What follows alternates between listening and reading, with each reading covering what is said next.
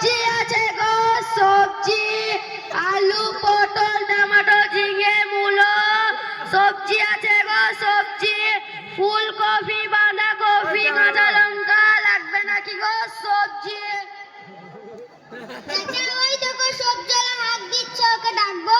হ্যাঁ বাপ ডাকো ডাকো, আমাকে আর কষ্ট করে বাজারে যেতে হবে না। ও ভাই সবজিওয়ালা, এদিকে একটু এসো তো।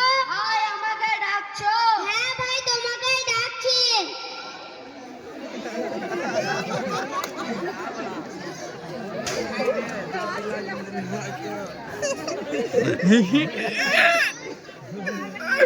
টমেটো কত করে কিলো? চাচা ভালো টমেটো কম দামে পাবে, মাত্র 20 টাকা কিলো। আচ্ছা আমাকে 1 কিলো টমেটো দাও তো। ওজনে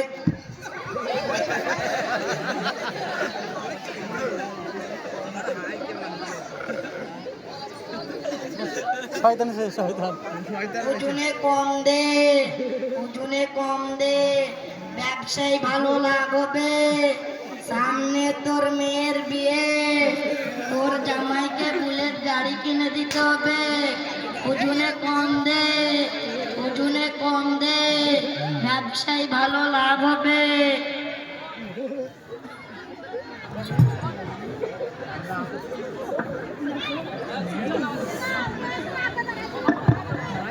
এই লাও চাচা 1 কিলো টমেটো।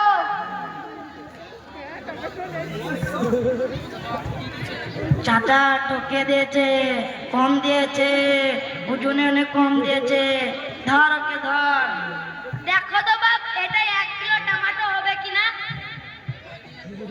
হয়নি হয়নি, 1 কিলো টমেটো, ওজনে অনেক কম দিয়েছে, ঠকিয়ে দিয়েছে। না না, এটা 1 কিলো টমেটো হতেই পারে না। এই সবজিওয়ালা, এটা একবার ওজন করে দাও তো। আরে ভাই তোমাদের সামনেই তো ওজন করলাম। ঠিক আছে, তুমি আরেকবার ওজন করে দাও। না না, একটা মাল বারবার ওজন করতে পারবো না। কি গো? ওজন করবি না, ওজন করবি না, মার খাবি। ওজনে করবি না, ধরা পড়ে যাবি। ওজন করবি না। কি গো, তুমি যে বললে 20 টাকায় 1 কিলো টমেটো, কিন্তু ওজনে অনেক কম দিয়েছো। এই সবজিওয়ালা, একই ধরনের ব্যবসা তোমার। না না, তোমার কাছ থেকে তো টমেটো নেই যাবে না। দাও, টাকা ফেরত দাও। টমেটো পেয়েছো, এবার চুপচাপ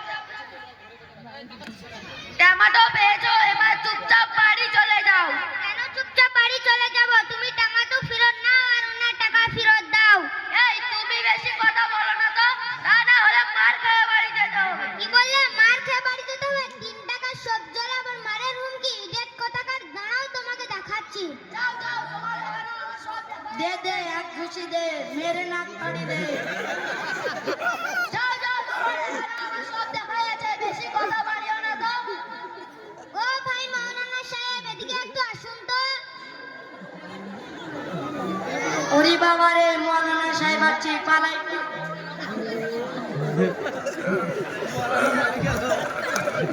আসসালামু আলাইকুম। ওয়া আলাইকুম আসসালাম। কি হয়েছে ভাই? দেখুন না, এই সবজিওয়ালা রাস্তা দিয়ে যাচ্ছিল এবং 20 টাকায় 1 কিলো টমেটো বলে হাত দিচ্ছিল। তো আমি টমেটো নেওয়ার জন্য তাকে 20 টাকা দিলাম, কিন্তু ওজনে কম দিয়েছে। তখন আমার এই ভাইপো বলল, ও ভাই এ কি করেছো তুমি? তুমি যে বললে 20 টাকায় 1 কিলো টমেটো, এটা বলতে সে আবার তাকে মারার হুমকি দিচ্ছে। এখন আমরা কি করব আপনিই বলে দিন। আচ্ছা ভাই, আপনার নামটা কি? আমার নাম আব্দুল্লাহ। মাশাআল্লাহ, আপনার নামটা তো খুবই সুন্দর। আপনি তো আল্লাহ তাআলার গোলাম, তা আপনি এভাবে মানুষকে ধোঁকা দিচ্ছেন কেন? আপনি কি জানেন নবীজি সাল্লাল্লাহু আলাইহি ওয়াসাল্লাম কি বলেছেন? কি বলেছেন?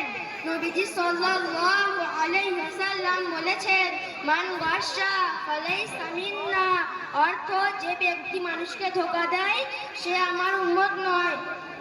সত্যি ভাই, আপনার কথাগুলো শুনে আমি খুবই লজ্জিত।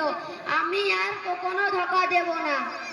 আর তাছাড়া মানুষকে ধোঁকা দিয়ে ইনকাম করলে সেই ইনকামে কোনো বরকত হয় না। না ভাই, আমি আপনাকে কথা দিচ্ছি যে আজ থেকে আর কখনো ধোকা দেব না, ইনশাআল্লাহ। আচ্ছা ভাই মৌলানা সাহেব, এই বাচ্চাটাকে কোথায় নিয়ে যাবেন? এই তো আমাদের গ্রামের মুনাজ্জম উজুনিয়া জিয়াউল কুরআন দিনিয়াত মুনাজ্জম মক্তবে পড়াতে নিয়ে যাচ্ছি। আচ্ছা ভাই মৌলানা সাহেব, ওখানে কি শেখানো হয়? ওখানে তিনি শিক্ষা দেওয়া হয়। এই যে আপনি যেভাবে পোশাকটা পরেছেন, যদি আপনার দিনী শিক্ষা থাকতো তাহলে এইভাবে পোশাক পরতেন না। একজন পুরুষের সতর হলো নাভি থেকে হাঁটু পর্যন্ত, তাই প্রত্যেক মুসলমানের সর্বাবস্থায় সতর ঢেকে রাখা জরুরি। আর আপনি যদি মুসলমান হন তাহলে কি আপনার উচিত হবে শরীয়তের হুকুম অনুযায়ী চলা? আচ্ছা ভাই মৌলানা সাহেব, আমার ভুল হয়ে গেছে, আমি আর কখনো হাঁটুর ওপরে পোশাক পরবো না।